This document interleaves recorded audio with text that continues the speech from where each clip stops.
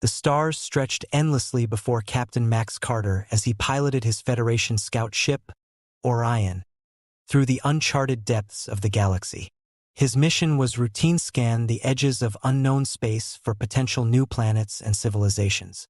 Max had performed countless surveys like this over his years as a pilot, and most ended the same way. Catalog a barren rock or scan a desolate wasteland before moving on to the next sector. Today, however, was different.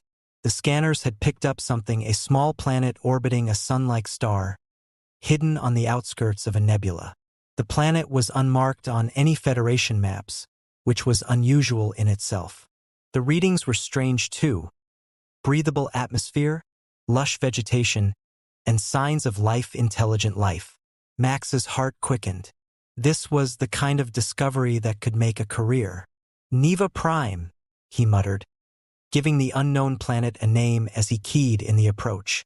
The ship's AI confirmed the coordinates, and Orion adjusted course for a closer look. Just as he descended through the outer atmosphere, alarms blared to life across the cockpit.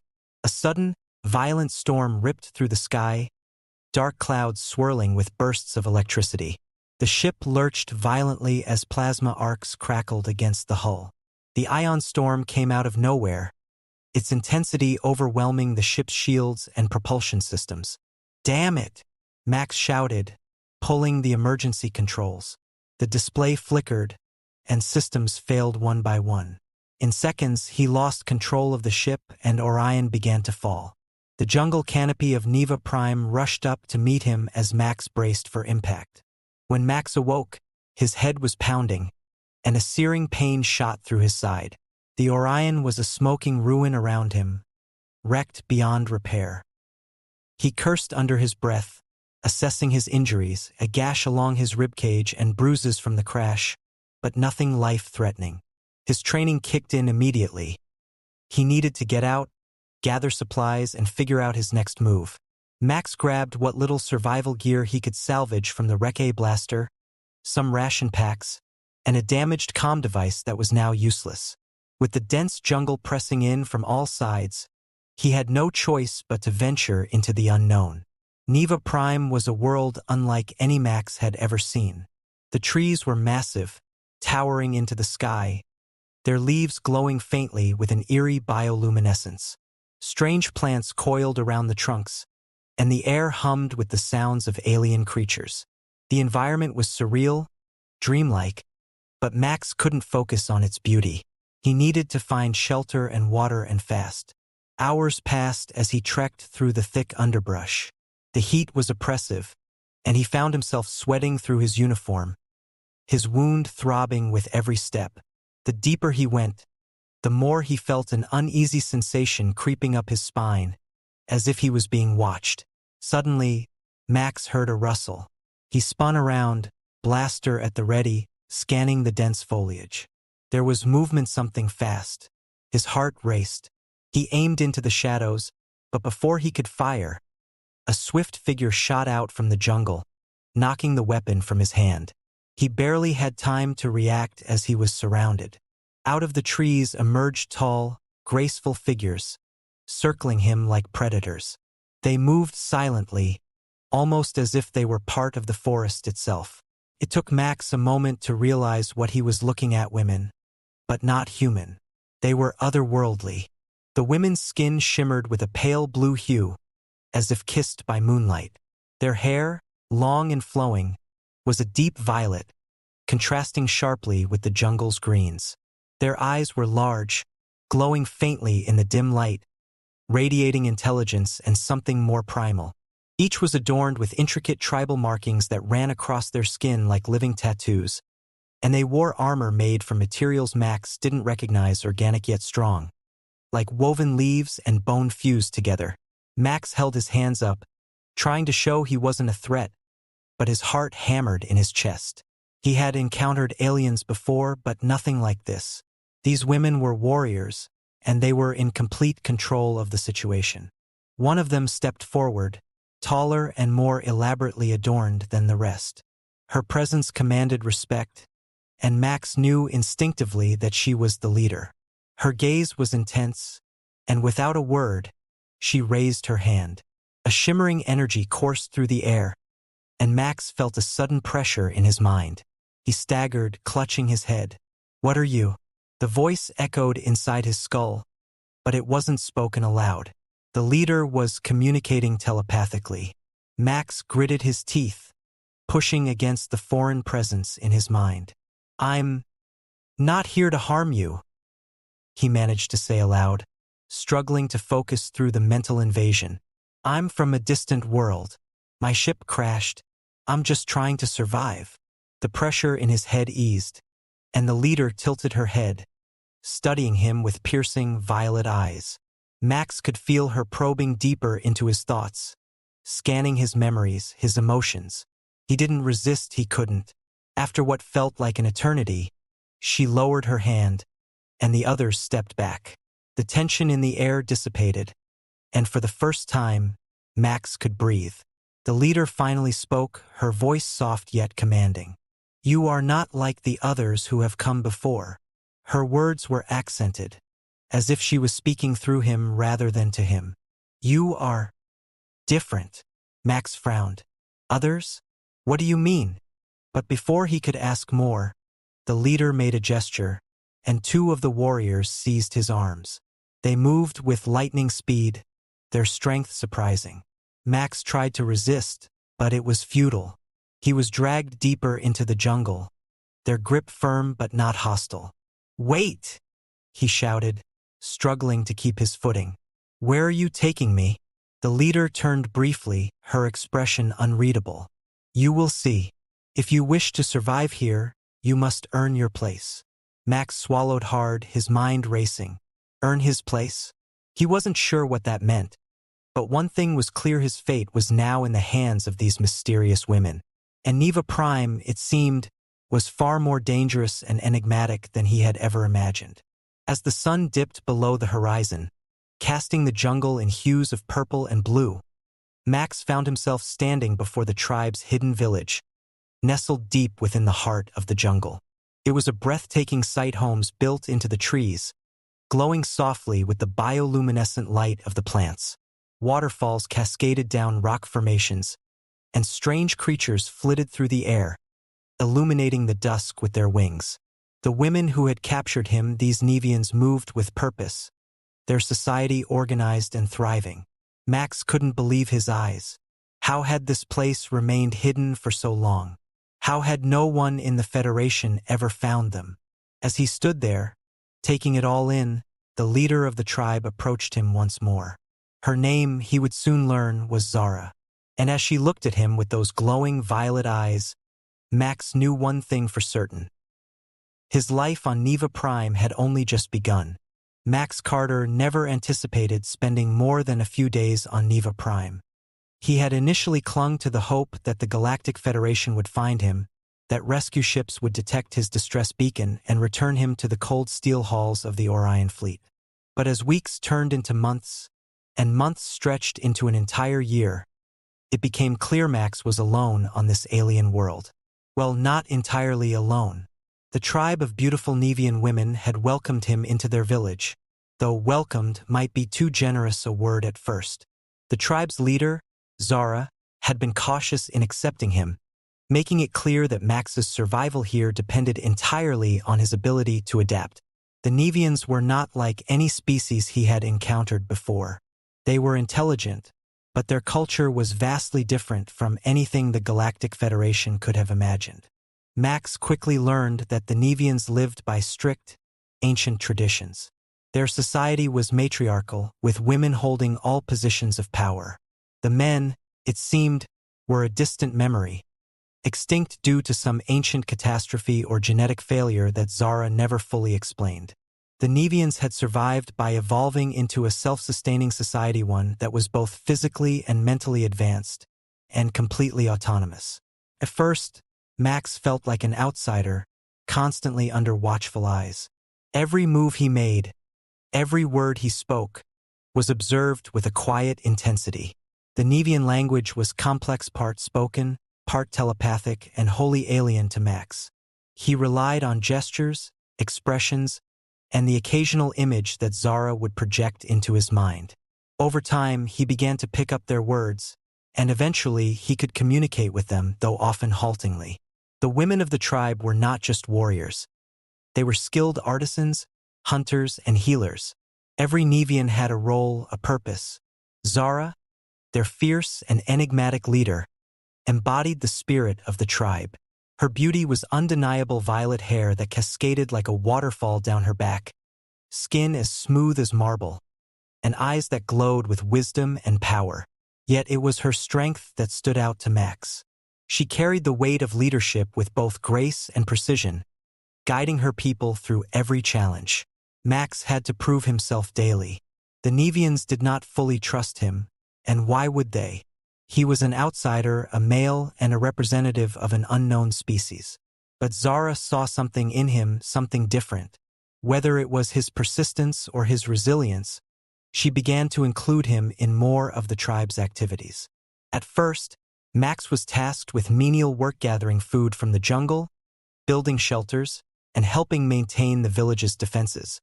He had to learn the hard way how to survive in this environment.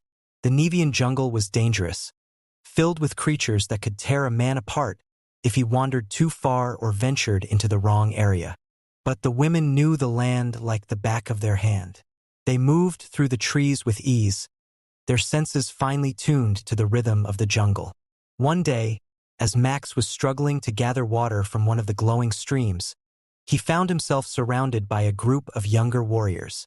They were amused by his clumsy attempts to adapt to their ways.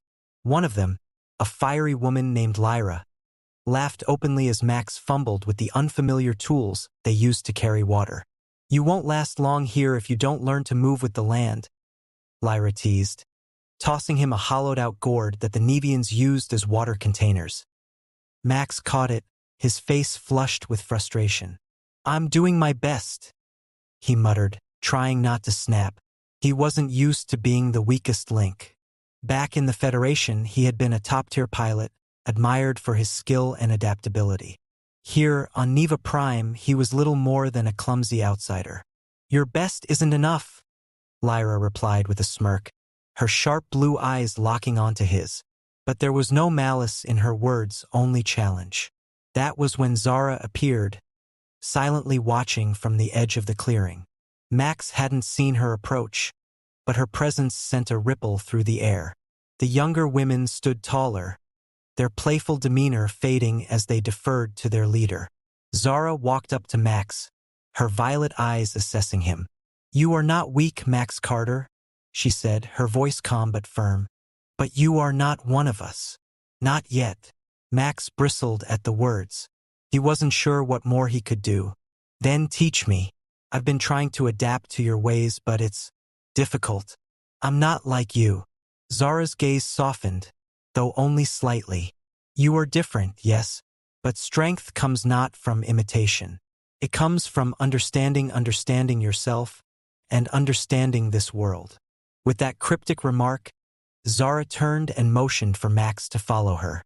Over the next few weeks, she personally took him under her wing. She showed him the deeper parts of the jungle, places that no other Nevians would go without guidance.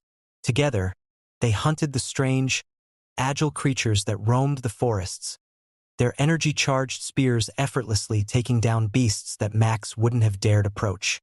Zara taught him the language of the jungle, how to listen to the trees, to the hum of the wind, and to the flow of energy that connected all things on Neva Prime. It was more than just survival. It was about becoming one with the environment. During these moments, Max felt something shift between them. Zara, once distant and authoritative, began to open up. They would sit by the rivers at night, watching the glow of the bioluminescent plants light up the water. Zara spoke of her people's history, how they had once been a great civilization, far more advanced than anything Max had ever seen. But over time, they had chosen to return to nature, to reject the technology that had once driven them to near extinction. As they spent more time together, Max noticed how Zara's gaze lingered on him longer than usual, how her tone softened when they were alone. He found himself drawn to her as well, not just for her beauty, but for her wisdom, her strength, and her vulnerability, things she rarely showed to anyone else. One evening, after a particularly grueling hunt, they sat by a fire. Max's body ached, his muscles sore from the exertion, but he felt accomplished. He had finally caught a small, agile creature that had eluded him for days. Zara sat beside him, her expression unreadable, though a faint smile tugged at her lips. "You're learning," she said quietly, her eyes reflecting the firelight. Max chuckled. "Thanks to you. I'm starting to feel like I can survive here." Zara looked at him for a long moment, her violet eyes glowing softly in the fading light. "You are more than just surviving, Max. You are becoming part of this place. Part of us." Max met her gaze, his pulse quickening. He had never thought of it that way, but in truth, he had begun to feel a connection to this world, and to Zara herself. "I don't know if I'll ever be one of you," he admitted. Zara leaned closer, her voice barely a whisper. "Perhaps, but you are already more than you were." Their eyes locked, and in that moment, something passed between them. An understanding, a bond. They had grown closer in ways neither had expected, and it was clear that Zara saw more in Max than just a stranded outsider. As the months rolled on, Max became an integral part of the tribe. The other women began to accept him, though not without their reservations.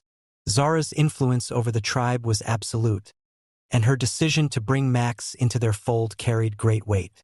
She defended his place among them, insisting that his presence was not a disruption, but an evolution of their way of life. Still, not everyone agreed. Kyra, one of Zara's most trusted warriors, became increasingly vocal about her discontent.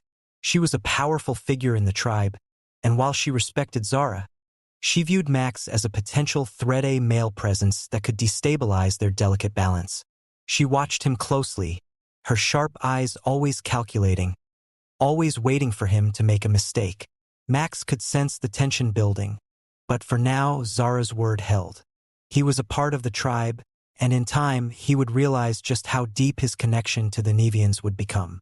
And so, Max found himself not just surviving on Neva Prime, but thriving, learning, growing, and bonding with these beautiful, enigmatic women. Yet in the back of his mind, he couldn't shake the feeling that something monumental was on the horizon, something that would change his life and the lives of the Nevians forever. Max awoke to the soft, melodic hum of the jungle that had become his home. The gentle rustling of the bioluminescent leaves and the distant call of exotic creatures lulled him into a sense of calm. But today, something felt different. The air was thick with anticipation, as if the world itself held its breath, waiting for something to happen. He rose from his bed of woven leaves and vines, his body now used to the routines of life among the Nevians. Max had long ago abandoned his old Federation uniform, instead wearing the tribal garb crafted for him by the women, light, breathable, and adorned with the symbols of their society. He stretched, feeling the familiar ache in his muscles from days spent hunting, building, and learning from the tribe. As he stepped out into the morning light, Zara was already waiting for him. Her violet eyes, normally calm and unreadable, now shimmered with a deep intensity. She had been distant over the last few weeks, often deep in thought, as if preparing herself for something neither of them could fully understand. Today, however, she was different. There was an urgency in her posture, a quiet determination that made Max's heart quicken. "Zara," Max said, approaching her cautiously. "Is something wrong?" Zara turned to face him, her expression solemn. "Max, there is something you must know. It is time." "Time for what?" he asked, his pulse quickening with the foreboding weight of her words. She placed a hand on his chest, her touch as soft and warm as ever. "The women of our tribe, many of them are with child." Max stared at her, confused. "But his voice caught in his throat as the realization slowly dawned on him. His breath hitched, and he searched Zara's face for answers. "How? I didn't think it was possible." Zara's gaze softened, and she took his hand, leading him away from the village to a quiet place by the river. where the glow of the bioluminescent plants cast soft, shifting colors over the water. She sat beside him, her voice calm yet filled with gravity. "We did not know it was possible either," she admitted. "Our people have not had men for generations. When your kind was discovered, we never imagined that such a thing could happen. But our bodies, our biology are adaptable.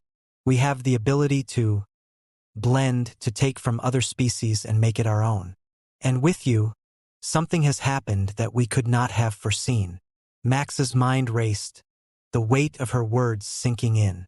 He was going to be a father. But not just any father. He had fathered an entire generation of hybrid children, part Nevian and part human. It was overwhelming, like a tidal wave of responsibility crashing over him. "How many?" Max asked quietly, his voice barely above a whisper. "8 of our women are carrying your children," Zara said, her gaze never leaving his. "Including me." The words hit him like a punch to the gut. His heart pounded as he tried to make sense of the situation. Zara, his closest confidant, his teacher, his lover, was carrying his child. He had spent months by her side, learning from her, growing close to her, never imagining that their bond would result in something so profound, so life-altering. I don't know what to say," Max stammered, looking down at his hands. He had imagined a future for himself back on Earth, or perhaps in some far-flung corner of the galaxy, but nothing like this. A future where he was responsible for an entirely new species. "Are the children healthy?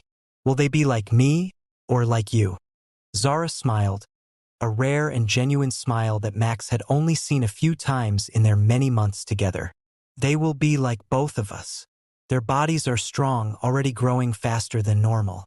They are connected to the planet, to the energy that flows through it, as we are. But they will also carry your traits, your resilience, your curiosity, your strength. They are unique, Max, and they will change the future of our people." Max felt a mixture of pride, fear, and confusion welling up inside him. Part of him wanted to celebrate this new life, this unexpected miracle. But another part of him, the rational part, worried about the consequences. What did it mean for the tribe, for the Nevians, for him? How would these hybrid children fit into a society that had existed for centuries without men? As if sensing his turmoil, Zara placed a hand on his arm. "This is not something to fear. It is something to embrace. Our people are evolving, Max, and you are a part of that evolution. The children you have fathered will be the bridge between our worlds." Max stared into the shimmering water, his mind struggling to grasp the enormity of what Zara was saying. "Do the others know? How do they feel about this?" Zara's smile faded slightly, her expression growing serious. "They know. Most have accepted it, though there are some who question this new path. Kyra, in particular, has voiced concerns." Max's heart sank. Kyra had never trusted him. She had been skeptical of his presence from the start, and now he was sure she would see him as an even greater threat to their way of life. "What does Kyra think?" he asked, though he feared the answer. "She is worried that your presence here will disrupt our society," Zara admitted, her tone carefully neutral. "She fears that the children, with their human traits, will change us in ways we are not ready for, that they will make us weaker, more vulnerable." "Do you believe that?" Max asked, his eyes searching hers. Zara shook her head. "No, I believe the children will make us stronger, that they will bring new possibilities we have not yet imagined. But Kyra and her followers are not easily swayed. They remember the old ways, and they fear change." Max nodded slowly, his chest tight with the weight of responsibility. He wasn't just a visitor on this planet anymore. He was part of its future, whether he liked it or not.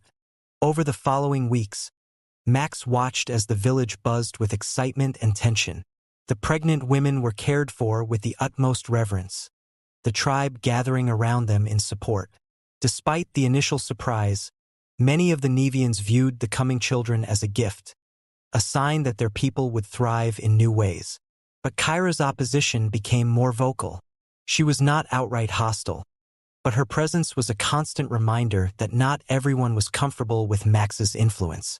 Kyra's followers whispered in the shadows, questioning whether Zara's leadership had been compromised by her bond with the human. One evening, Max found himself standing by the river, staring into the shimmering water, when Kyra approached him. She moved with the same graceful precision as all the Nevians, her pale blue skin glowing faintly in the dim light.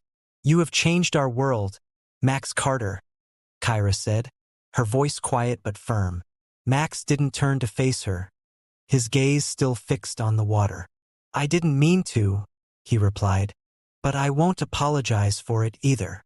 Kyra's lips twisted into a small, humorless smile. "You may not have meant to, but that doesn't change what's happened. Zara trusts you, and many of the others do too. But I see what you represent change. And change, no matter how well-intentioned, is dangerous."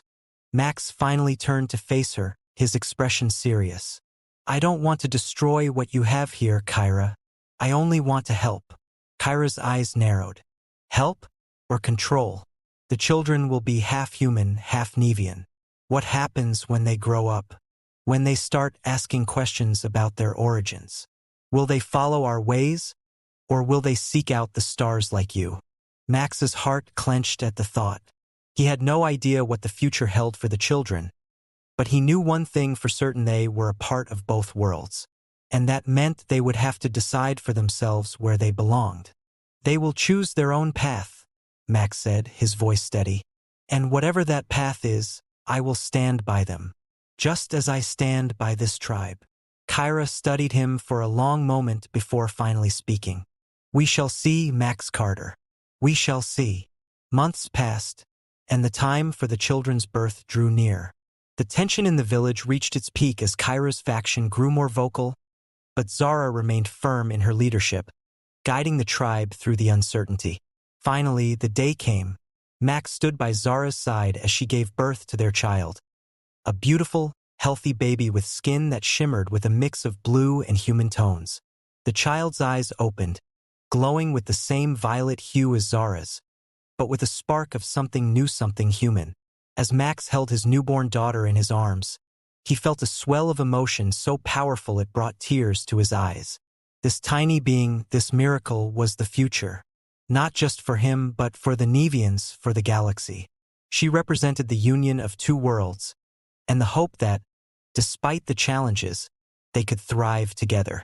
But as he looked into his daughter's glowing eyes, Max knew that the hardest part was still to come. The future of Neva Prime and the future of his hybrid children was uncertain, and whatever lay ahead, he would need to be ready for it. The sun dipped below the horizon, casting the Nevian jungle in a surreal twilight. Bioluminescent plants glowed softly in the growing darkness, illuminating the vibrant village nestled in the trees. Tonight, the air was thick with anticipation, not only because of the impending celebration, but because the children, their children, were about to take their first steps into the world. Max Carter stood at the center of the village, surrounded by the tribe of women who had become his family. Beside him, Zara held their daughter, a strikingly beautiful girl named Lyra, whose skin shimmered in shades of both human and Nevian tones. It had been 10 years since Max crash-landed on Neva Prime, and his life had changed in ways he could never have imagined. He had fathered 8 children with the tribe, each one a unique hybrid of human and Nevian DNA. These children were extraordinary, possessing strength, agility, and intelligence far beyond that of either species alone.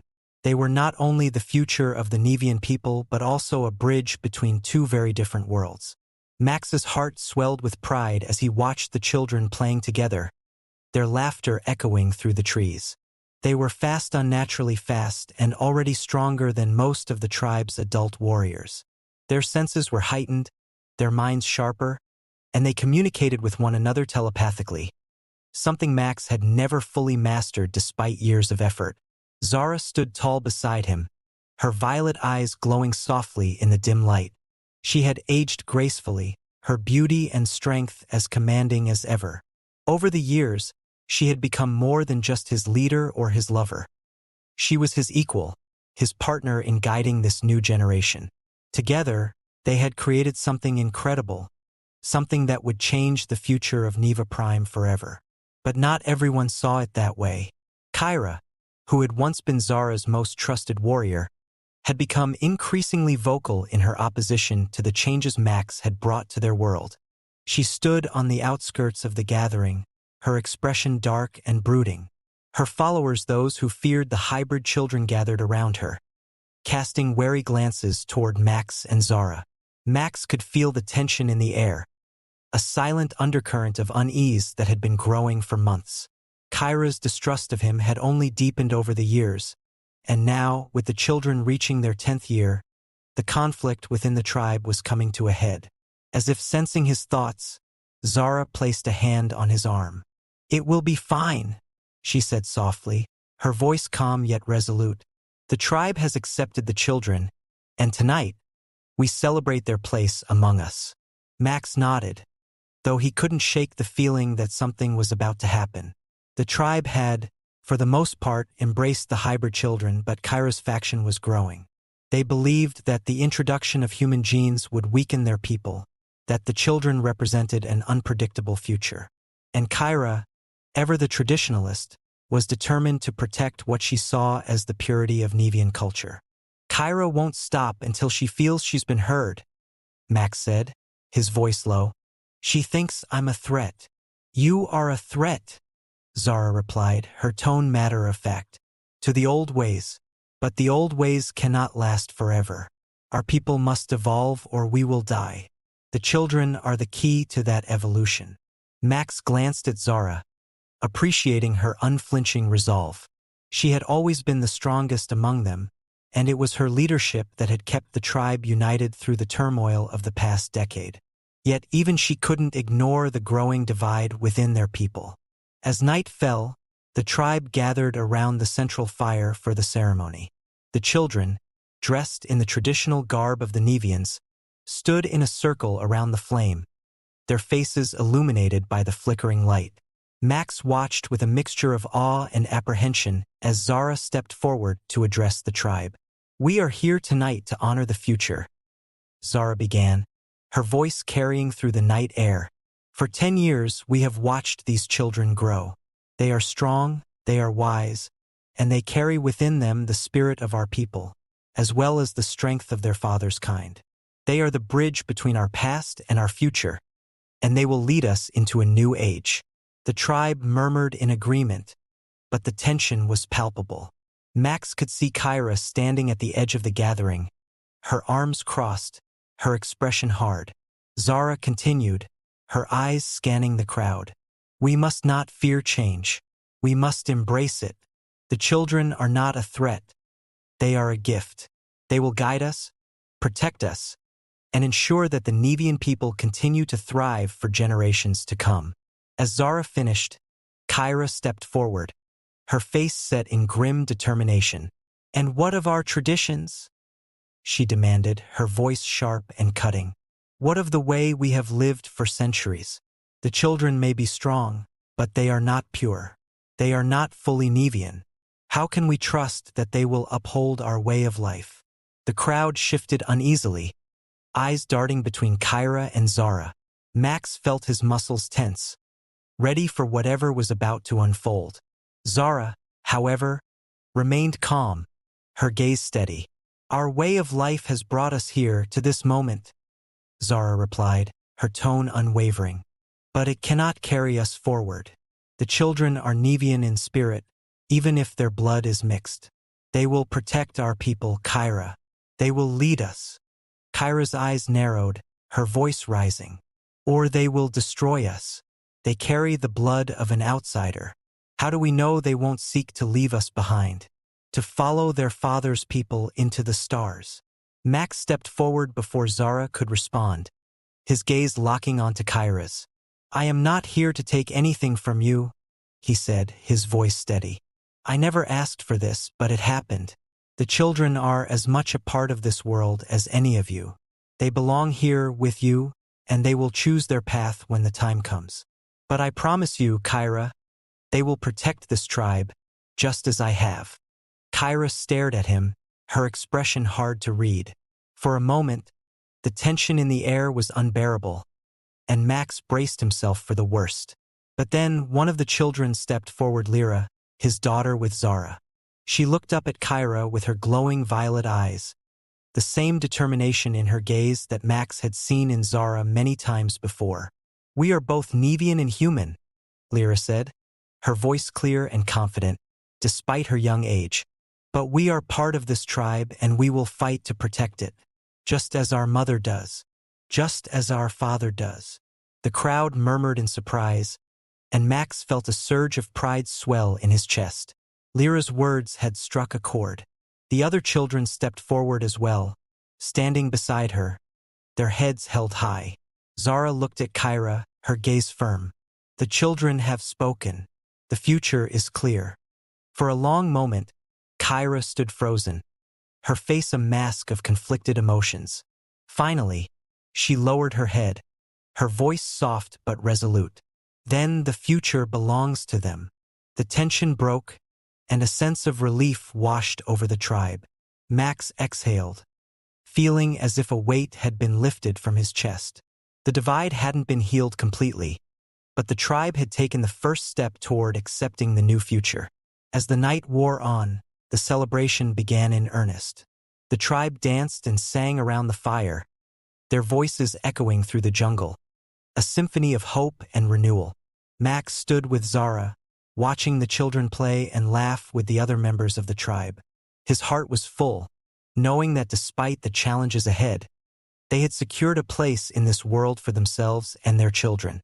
As the fire flickered and the stars appeared in the sky, Max turned to Zara, his voice quiet but filled with emotion. "We did it." Zara smiled, her violet eyes shimmering in the firelight. "No, Max, they did it." Max looked out at the children, their glowing eyes filled with wonder and strength. They were the future of Neva Prime, part human, part Nevian, and entirely unique. And as they danced under the stars, Max knew that whatever challenges lay ahead, they would face them together. The tribe was strong, the future bright, and for the first time in years, Max felt truly at home. The journey that had begun with a crash landing had led him here to a family, to a tribe, and to a new beginning for an entire world.